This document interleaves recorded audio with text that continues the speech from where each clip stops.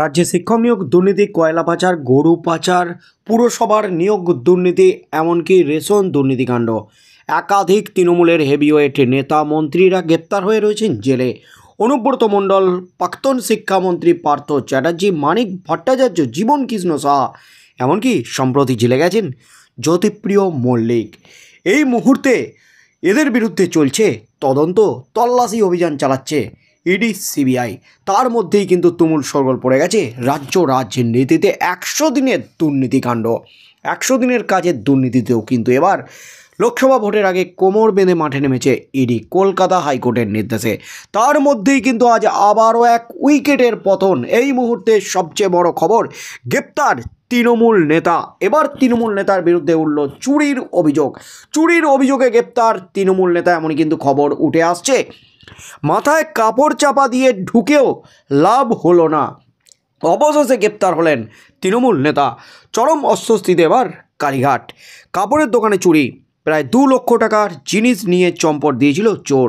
সেই চুরির ঘটনায় এবার গ্রেপ্তার হলেন তৃণমূলের পঞ্চায়েত সদস্য, জানিয়ে ব্যাপক শোরগোল এলাকায়।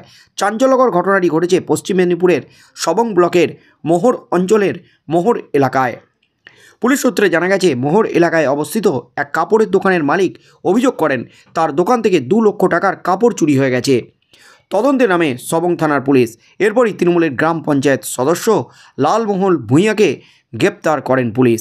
ঘটনাকে ঘিরে ব্যাপক শোরগোল পড়ে গেছে। বিজেপির ঘাটাল সাংগঠনিক জেলার সহসভাপতি অমূল্য মাইতি বলেন, ও সব দিনই চুরি করে, ও শুধু কেন, গোটা তৃণমূল দলটাই চোরে পরিণত হয়ে গেছে। আজ যখন মন্ত্রীরা চুরির দায়ে জেল খাচ্ছে, তখন গ্রাম পঞ্চায়েতের সদস্যরা এরকম চুনোপুটি।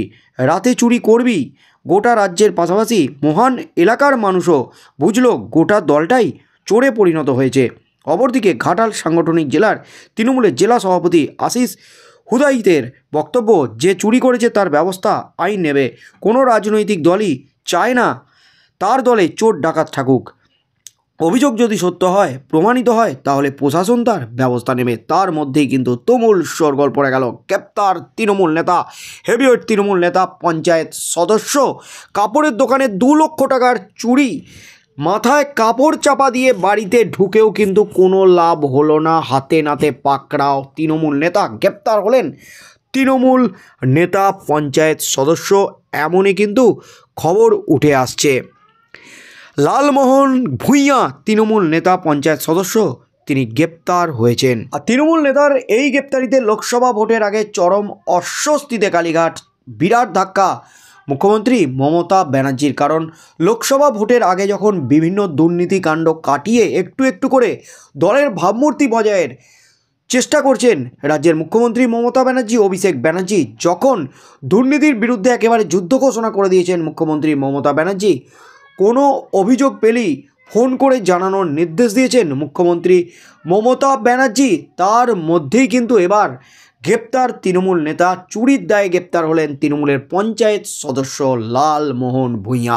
এমনই কিন্তু খবর উঠে আসছে। মাথায় কাপড় চাপা দিয়ে লুকিয়ে বাড়িতে ঢুকেও কিন্তু শেষ রক্ষা হলো না, তাকে গ্রেপ্তার করলো সবং থানার পুলিশ।